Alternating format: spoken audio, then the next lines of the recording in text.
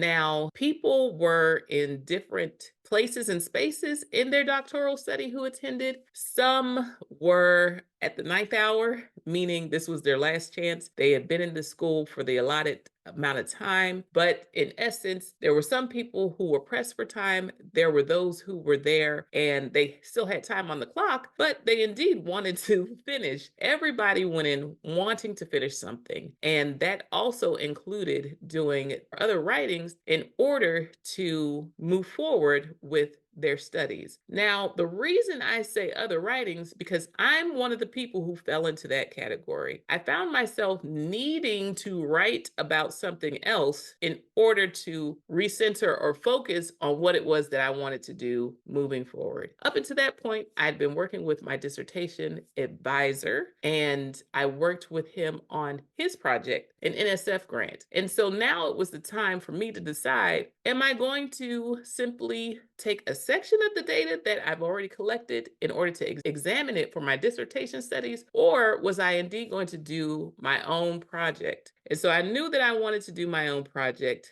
but I also needed to siphon out what that was going to look like for me, because I also became very interested in the work of others, but I did not need to necessarily extend or add on to their work. I needed to determine for myself what I wanted to explore as I move forward. And to circle back, before I move forward, I needed to take a look at where I had been. And so, as I stated in a previous blog, the events that transpired in Mexico City at the roundtable discussion prompted me to write something else. And that writing took shape and form of an autoethnographic work that I worked on while I was at this particular writing retreat.